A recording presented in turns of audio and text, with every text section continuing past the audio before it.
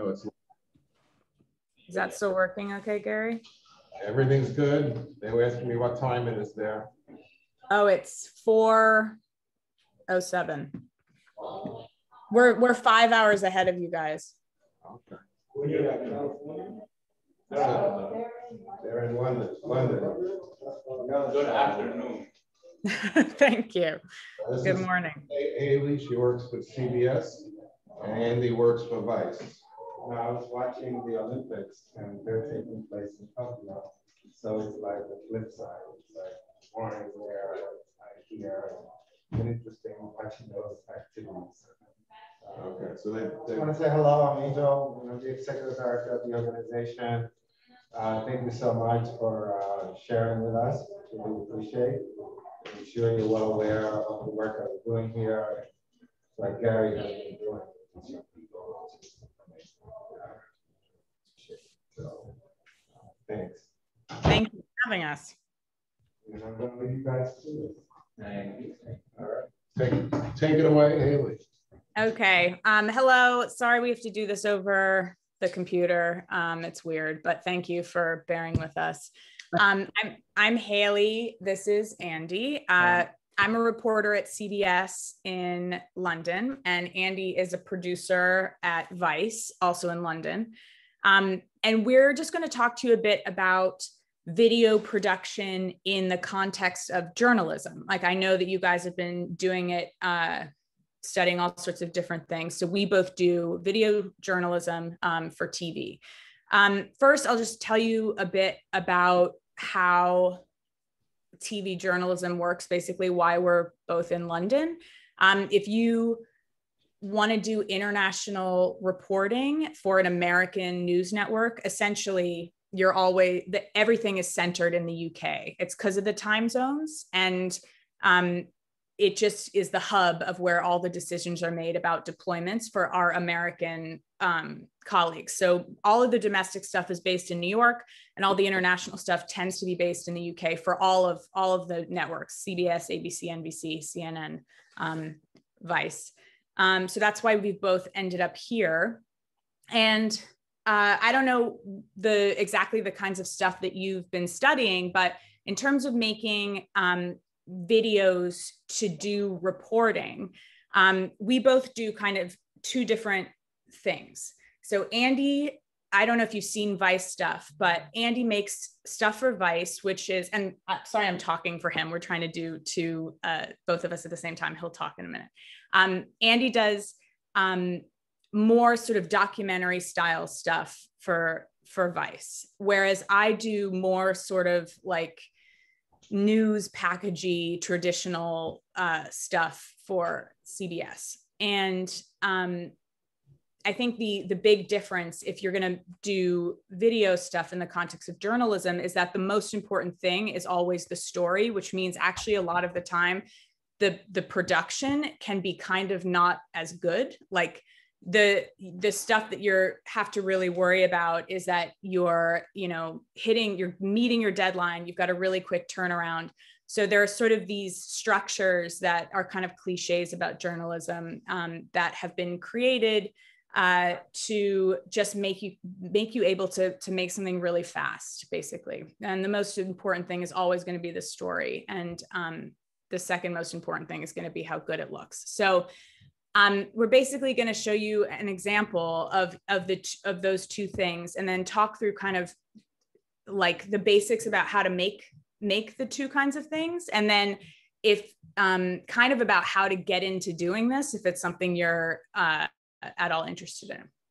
So are you cool to play? So the first one we're going to do is one of Andy's stories that he did, which is about some people who have been trying to get into the EU through Bosnia, and they are had some trouble doing that. Let me just find it. There we go. Okay. I will be amazed if this works. So, can you guys see that? Looks good. Yeah. All right, I'm going to try playing it. Just yell if it doesn't work.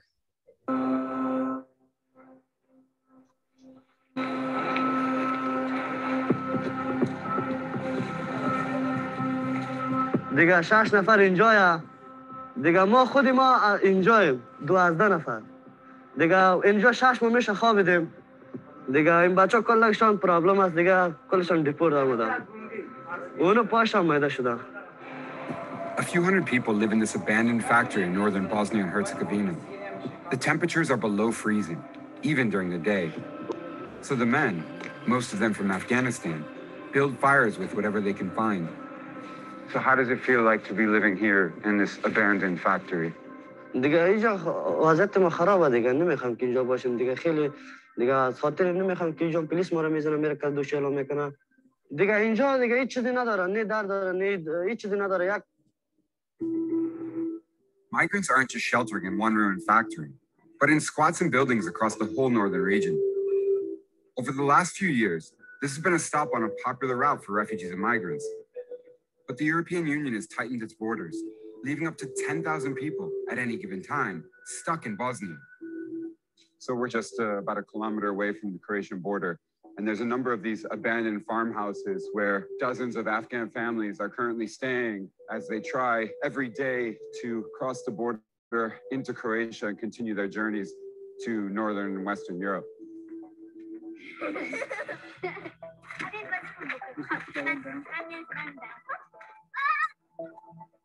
Nowruz and Rababe are originally from Afghanistan and have been living as refugees in Iran.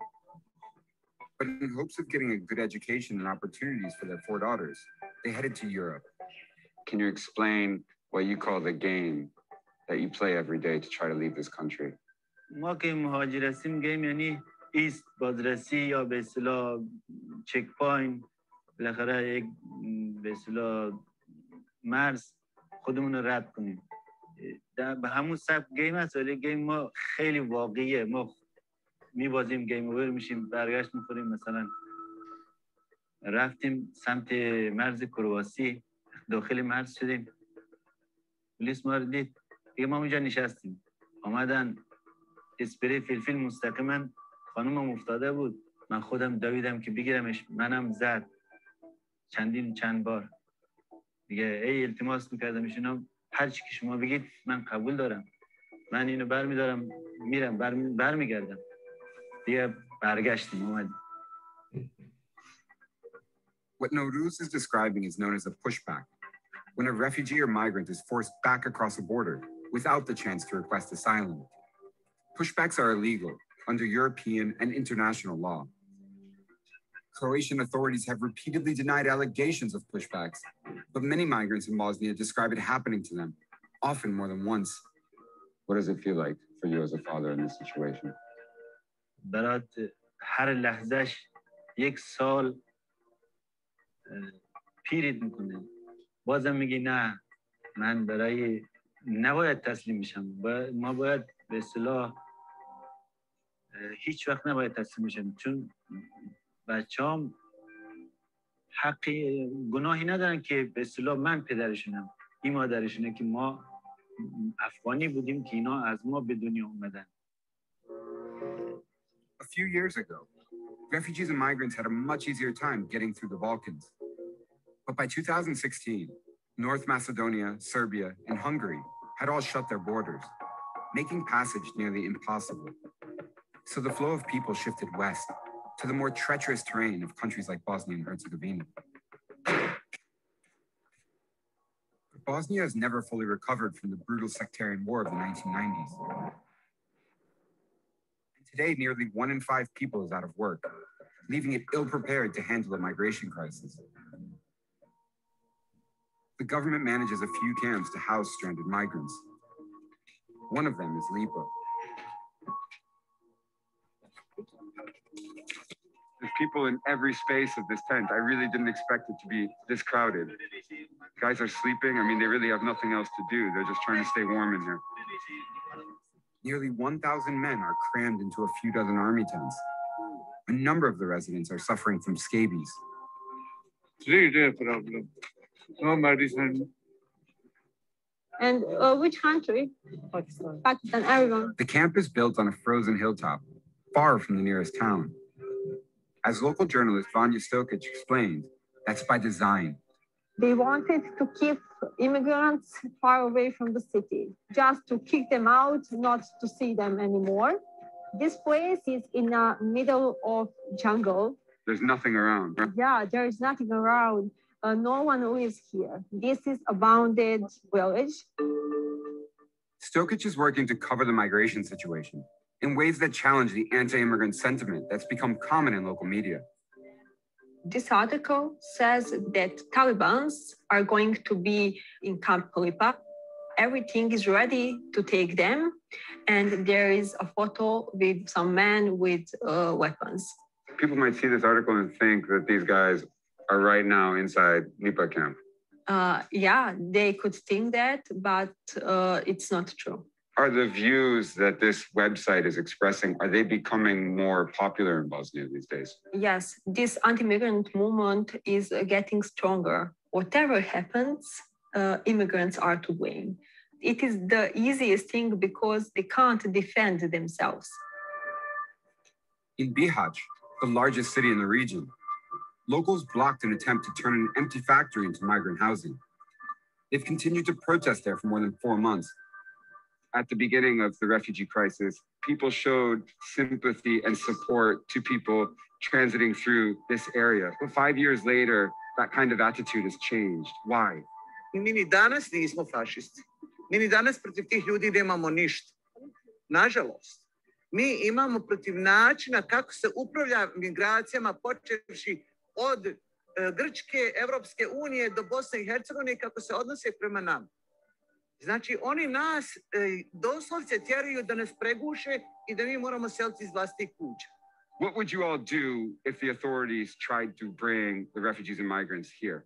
Never. Nikad. Samo kad bi mi položali ovdje mrtvi, ta će ući u bir. Nikad više.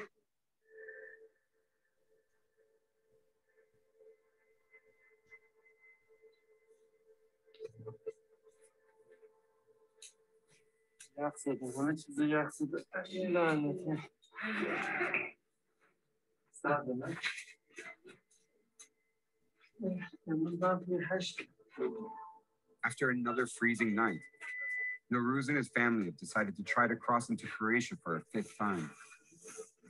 How was the night last night? خواب نرفتیم. خیلی من به شخص خودم خیلی استرس داشتم. هوا خیلی سرد بود میلرزیدیم. مشکل باید نخوریم. بچه‌ام خدای نکرده اتفاق براشون نیفته. آبجی آماده داشتیم؟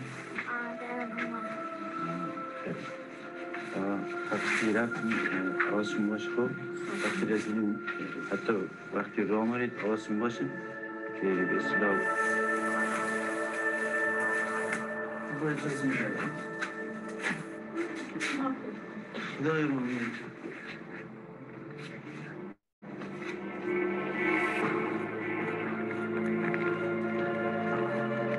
It's about 5 o'clock in the morning right now. It is absolutely freezing out here. But they're using the cover of darkness because they want to try to cross the border without the authorities on the other side seeing them. We're going to say bye to them in a second.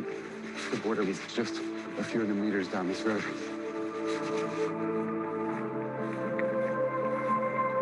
کار سختیه، کار اشتباهی میدونم در اصل اشتباهی که اینا را خطا انجام ولی میخوام آیندهشون انشالله که خوب باشه. Hours later, the family was caught by Croatian border police. They were forced to return to Bosnia and Herzegovina. A few nights passed and they crossed again, this time successfully. امیدوارم خدا انشالله خوب میشه. انشالله که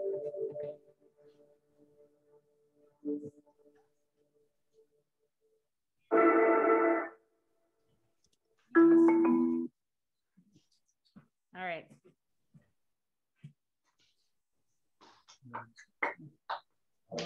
Okay. Oh, thank you. Let me just tell you a little bit about the piece and just how that came together. That's a pretty sort of standard piece for what we do at Vice, kind of a sort of 10-minute film. It was shot with sort of a standard Vice crew, which is myself, the producer. I also shoot B-cam, and then we have a camera operator, a director of photography, who shoots ACAM, and then reporter Matthew, who's in the piece. And then we work with generally with a local producer, a local journalist who sort of helps us do connections on the local ground in this case in Bosnia. So that's pretty standard sort of 4-person crew, which is generally how we operate when we operate in a foreign country. That's generally how many people we have. The planning for a shoot like that, there's obviously sort of groundwork, speaking to agencies that deal with migrants, refugees. So that's sort of the initial calls that I sort of generally make before we go out there, and also the local producer, local journalist makes. They also obviously have more connections in the area that they know. So we sort of speak to people, work out a plan of where the best places to go. So in this case, we're trying to find people who are going to cross the border into the EU. So it's about knowing where to go, where we'd have a good chance of finding people who were going to be comfortable talking to us. I mean, that's the thing. Without really being there, it's very hard to obviously get something like the family who we sort of followed to agree to be filmed. It's not really something so much you can plan as just something you can prepare for and think, where's the best place for us to be?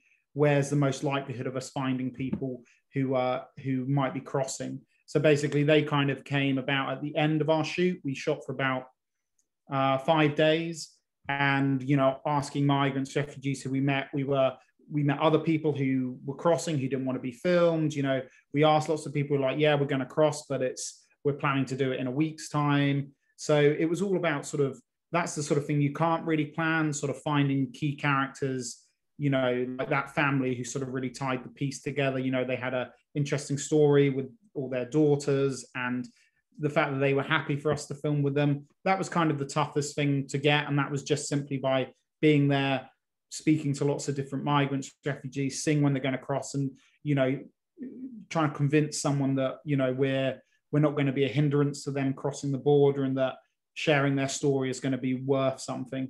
And that's not always something you can predict, but, you know, in this shoot that came together, and obviously they're kind of the backbone of the piece and sort of probably the strongest element of it, really.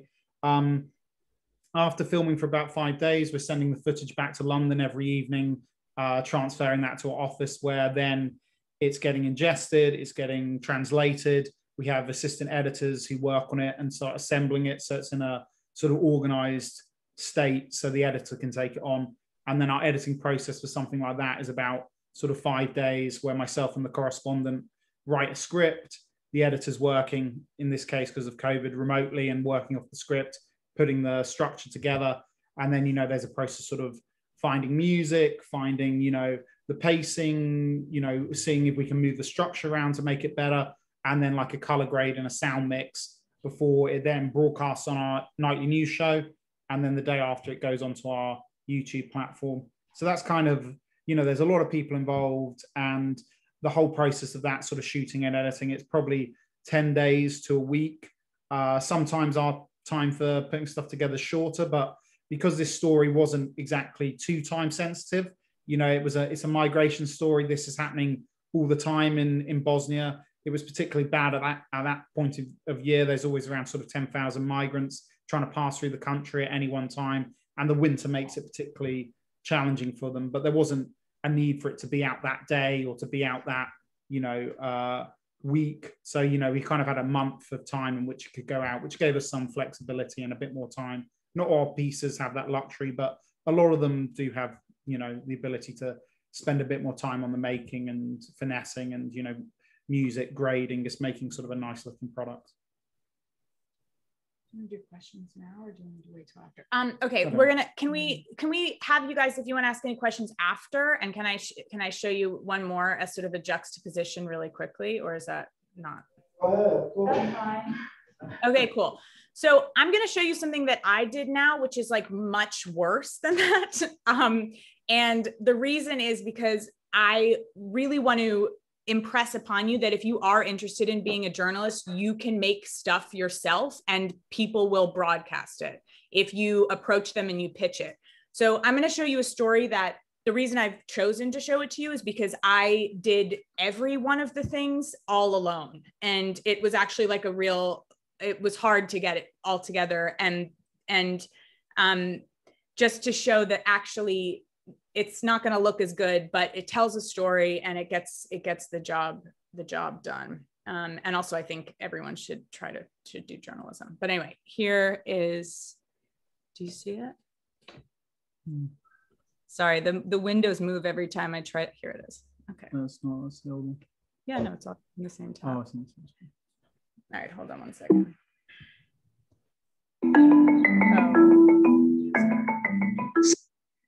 Okay. All right. Here we go. Hopefully this works. The people of Mexico are left picking up the pieces of destruction El Chapo left behind. Haley Ott traveled to Mexico to speak with some of the families who lost their loved ones in the ongoing drug war about the lengths they're going to find the bodies. This group in Western Mexico is hunting for hidden graves. Each person is looking for a loved one who's missing and possibly dead, all victims of this country's rising cartel violence. Maria's son was taken earlier this year. Como yo tengo a mi hijo, hay otros que tienen otros señores, sus hijos, sus hermanos, sus esposos, sus papás, y así hay de todo. Por eso venimos aquí para buscar. The rates of murders and disappearances here are the highest ever since records began. Cartels have been in Mexico for decades, but bloodshed has spiked as the gangs fracture and fight for territory, and Mexican institutions are struggling to keep up. In September, Guadalajara's morgue was completely full, so workers put 273 bodies in a refrigerated truck and left it behind this street of houses. Terrence Aruglu, who lives here, said it smelled like death. O sea, por la puerta estaba sellada con candado y estaba escurriendo sangre. But the morgue director, who was later fired, called it a symptom of a larger problem. Sigue habiendo más cuerpos. ¿Qué vamos a hacer? Mass graves are often discovered in Guadalajara, hidden in abandoned buildings in neighborhoods like this one. Dozens of bodies have been found in the last few months alone. The graves hold answers to what's become of some of the missing, but the government doesn't consistently search for them, leaving that gruesome job to family members of the disappeared. Today, the group in Nayarit in Western Mexico got a tip about a site outside of town. They found graves here before. Había muchos deditos de la mano, huesos del espinazo. And they think another one may be hidden in a nearby sugarcane field. Maria begins the search by pushing a metal rod into ground that appears flattened. She smells it. If bodies are buried here, it will smell like human remains. No, no hay nada. Es duro, es feo, es fuerte esto, lo que está uno pasando por sus hijos. Y se siente uno, pues una familia porque nadie comprende el dolor de uno más que nosotros lo que lo estamos viviendo. Today, there are no answers, but Maria will keep looking, exposing the toll of cartel violence just beneath the surface. Haley Ott, CBS News, Mexico.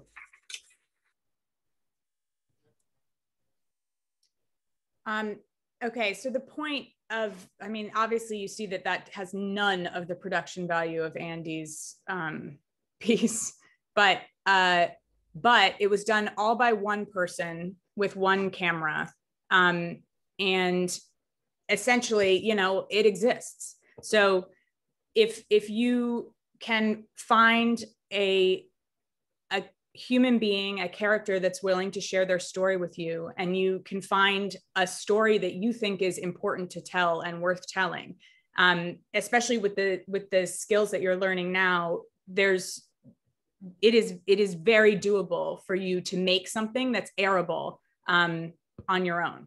And so essentially what happened there was I was able to finagle some money. I got sent to Mexico. I met these very kind people who introduced me to their friends, who brought me along on their journey, and just filmed it all myself, and filmed the interviews myself, as I'm sure you've been doing. And then when I got back, I edited it together. So basically, I don't know how interested you are in journalism, but hopefully that shows that you can make things on your own if you are interested. There's also, just to lay it out, because nobody told me this and it would have been helpful, is how you get started in TV news specifically, if that is something you want to do. Basically, a lot of the times the sort of first job that people get is on a news desk. And it's called, in the United States, it's called an assignment editor job. And what you do in that job is you basically manage a lot of logistics about where people are getting sent, either if it's in the US domestically or if it's internationally around the world. And you also pay attention to all the stories that are happening, all the news that's happening all over the place. And if there's something that you think is important, you flag it up to your editor or to your bureau chief, or you send it to a relevant reporter or producer, and then they will go hopefully do it. And so usually people from that job, it sort of teaches them how the TV news business works. And from there, you can get promoted to being either a producer or a reporter, if that's something that you're interested in. Yeah. I mean, I think maybe just in terms of getting into the industry, I mean, mine was a slightly different route. I also didn't used to work in TV news. I actually originally started working in comedy, TV as well. But I just think my sort of personal experience on that, I think it's always good, depending whether this is TV journalism, TV news, TV documentary, whichever genre you want to work in.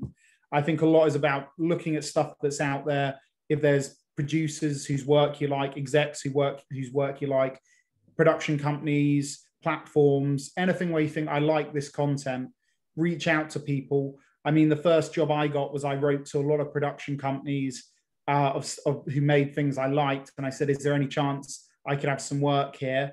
And most people did not reply. And that's the thing with this. Most people probably won't reply. You will get knocked back out, or people won't respond. But if you're persistent and you write thoughtful things to people about stuff they're doing, showing interest, showing knowledge, showing thought, people do get back to you. And that was how I got my first job.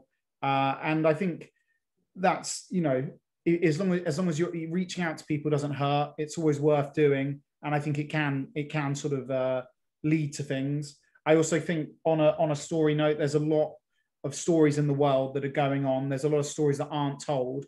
I think if you're interested in sort of being a storyteller, it's about changing how you sort of look at things in your own life, in your own experience, in your own background, and maybe think about how these things can be stories. There's a lot of stuff out there where stories aren't told. There's stories everywhere. And I think it's just about sort of changing how you see stuff, because there's lots of stuff that might happen in your immediate environment that is quite interesting or is linked to bigger things that are quite interesting. And maybe, you know, they're not stories that are being told currently, or they're stories that would interest certain platforms. So I think it's just about realizing that there's a lot around you that could maybe be very interesting. And also, if you've got access, I think the key to any storytelling is always access. You know, who do you know? What do you know? Can you see something where cameras haven't been before, or tell a story that hasn't been told before? So I think it's about sort of changing your perspective on how you see what's around you. And there's lots of potential, you know, to make those into stories, and people may well be interested. And if you find it interesting, there's quite a good chance that other people find it interesting. You've obviously got to ask yourself, can this be a story? Can this be a visual story rather than a print piece? What am I seeing? But there's always lots of stuff out there. So I just think it's about opening your eyes, you know, writing pitches, you know, filming little things yourself and thinking, could this be something more? Reaching out to platforms you like and to people whose work you respect, and just trying to make connections and maybe and pitch to people. There's no harm from trying, but just be prepared that not everyone's going to say yes. People won't reply, but if you keep doing it, people will reply. Someone will reply. Someone will be interested, and you'll get better at doing it. So I think there's lots of potential out there. I think it's just looking around and finding it. And also, I mean, I don't know if journalism is something that any of you are interested in specifically, but in terms of a way to be engaging in the world, if you're a journalist, you get to go up to somebody who has power and make them answer for what they're doing. And you get allowed into people's lives in a way that's a real honor.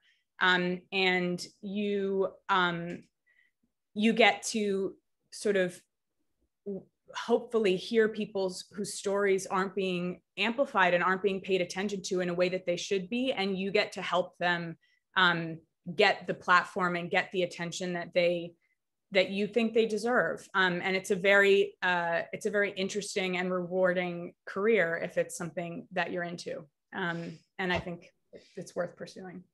So if you have any questions, that's all that we have prepared. How did you guys and Gary meet? Let me just say something. Does Haley look at all familiar to somebody who was here yesterday? We did Josh yesterday. Josh, oh my gosh. You look a little like Josh. They're They're first cousins. Haley is my stepdaughter. You look a little, right now you look a little like Josh, because we were looking at Josh's face, you know, just like this yesterday. So. Well, that we're all, it's all in the family. We have first cousins, aren't you? It's the second marriage, so Haley's my stepdaughter, he's the cousin from the other side. Yeah, yeah. Any other questions other than that? I have a very interesting question, which I think you're gonna like, Haley. This is, I've noticed, if you watch news broadcasts in the US and you watch British stuff, the British reporters seem to be much more aggressive. So we were interviewing a guy on the street, a friend of mine who works for the MTA. He was asked a question and he totally was oblivious to Black Lives Matter. He said something like, why would anybody be afraid of the police? Right? If they're not criminal. If they're not, unless they're a criminal. So we didn't say anything. But the question is, as a reporter, what's the philosophy? What do you do when somebody comes out and says something like that? You want to be the voice of the audience. So would it be normal to have a conversation? Like the first thing I'd think if I saw somebody say that was I'd want them to go back at them and say, well, what about the people for whom that is not the experience? You know, it can be sort of combative, the conversations that you have with people that you're interviewing. You don't have to be sort of like just trying to be nice to people, but I think you also, it's a difficult line because you don't also want to be performative. And I think that a lot of TV stuff becomes about making a show of something rather than just having a straight conversation with somebody and holding them to account. So if somebody says something like that and say they were in a position of power and were making decisions that would affect, you know, the lives of people in New York, if that's like a guy for the MTA, you know, a lot of people in New York have bad experiences with cops on the train. He's got to have an answer for that. And he's got to have some accountability for, you know, how it seems like he's just overlooking the experiences of a lot of New Yorkers. That would be a sort of not only a reasonable response, but also an expected one. It wouldn't be about calling him out or saying you're wrong, because then all of a sudden you're a person who has an opinion rather than a reporter, but it's about seeing the holes, seeing the flaws, seeing the problems, and also imagining the voice of the people that you're trying to kind of represent in this context a little bit, and asking those questions. So what would your words have been in response to him? It depends. I mean, it depends what the kind of conversation was going to be, the kind of conversation I was having. It depends the context of what it was. Like if he was somebody who was running for office, or he was somebody, you know, if this is just a guy who showed up to tell me about, you know, a flower bed that he's planted, and somehow we've gone off topic on something else, maybe it's kind of irrelevant for what I'm there for, to have a conversation about Black Lives Matter. But if he's a guy who's representing the MTA and talking about, you know, people, the services that they're going to be providing to New Yorkers, I mean, you could respond and say, like, what do you say to all your customers who are brutalized by police on the trains every year? Like, I mean, you can say that if it just depends on what the context of the interview is and what the story you're doing is. I mean, there's nothing wrong with just playing sort of quite simply devil's advocate to people. I mean, I think it's just what's the opposing view to that. I mean, and also sometimes I think why you don't always see reporters being as combative is because it's actually quite a hard thing to do to challenge people. It's like personally can be quite uncomfortable. It's also knowing all the facts, or some people have very good arguments for whatever they believe, and it is hard to challenge people if you haven't prepared. So I'd say also, if that's something you're interested in doing, it's also about preparation, knowing the arguments the other side or has, and then just putting a counter to it. You could, and sometimes some of the simplest questions are the easiest thing, like why's, what's, and get them to expand, and then maybe they give you something more, which then you can attack or challenge in an easier way. Like, it is quite manipulative. You do have to, you do try to kind of you are trying to create an interview that, get them to a place where I guess you want them to go. It's not the same as having a debate. And the other thing is to remember, sometimes it depends who you're talking to, but like maybe a guy from the MTA, this isn't the situation, but for either of those stories that you just saw, like we wouldn't be able to safely sort of be really confrontational with as journalists with certain people in those countries, because you could get like really hurt. So it's you also have to make an assessment for your own safety and well-being. Amina has a question. It wasn't exactly a question. It was like to piggyback off of what Haley said. So I should have said something, but I was behind the camera, so it wasn't really my job. But I feel like I still should have said something.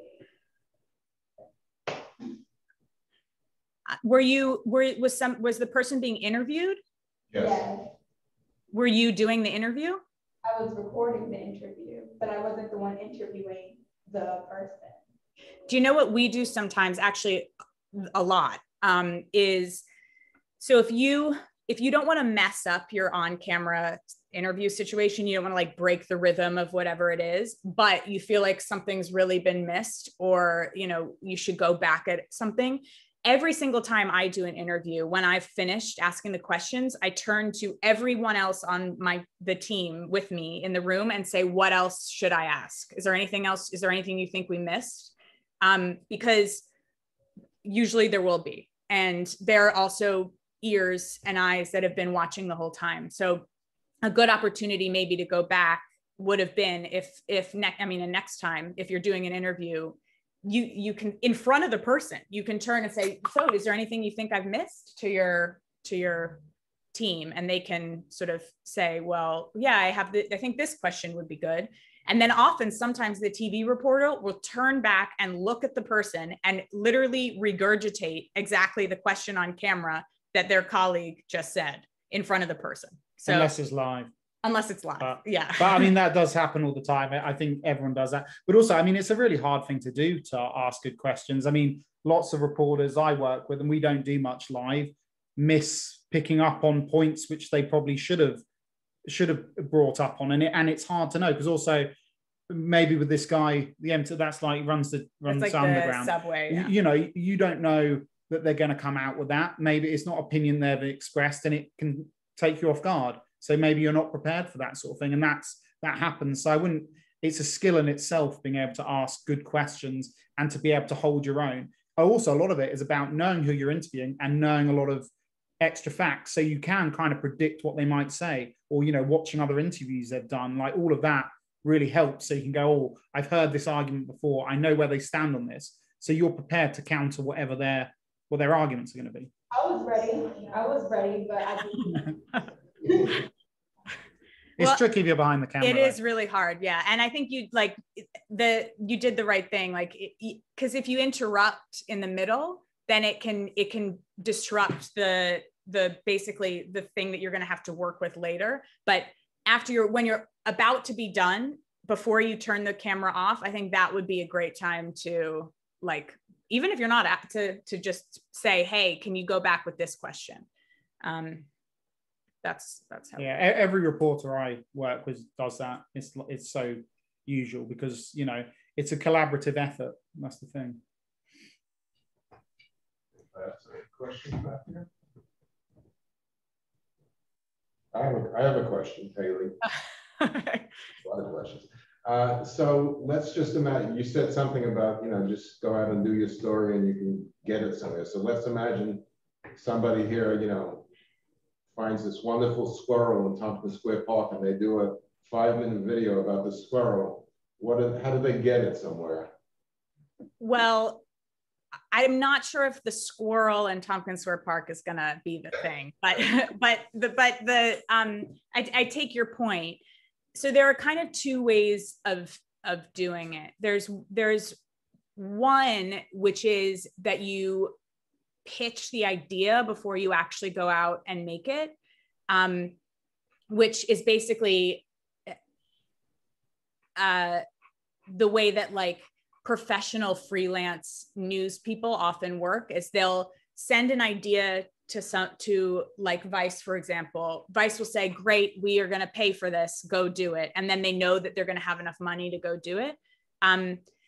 The other thing is, I mean, if you make it yourself, if it doesn't cost you anything, or it just apart from time and effort, and you're willing to do that, then you can pitch the product to a platform, or you can just post it online. But if you want to get it to run on a bigger platform, I think especially if you don't have like a proven body of work, it's really helpful to and also people don't have any imagination. Like sometimes people don't understand what's good. And it's, if you believe in the thing, in your idea, sometimes people just need to be shown that you're right.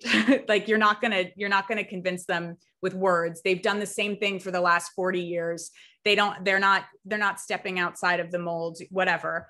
Sometimes just doing something and showing them, and then them being like, oh yeah, actually this I didn't realize is kind of the way to get it. But basically, if you wanted to do like a New York story, the people that I would pitch it to would be like local TV stations, or because they kind of all there's like a network of them that distributes these stories amongst themselves, and then they have like a whole thing. But each broadcast network basically has its own one of these kind of library things where they just commission tons of local stories, and they can go out across the country actually. But I can give you the names of those places if you're interested. I mean, the other thing is, I think, you know, not everything will be picked up. And even if you go shoot something for a couple of days, maybe it won't be quite right for people, because every platform has like its own tone.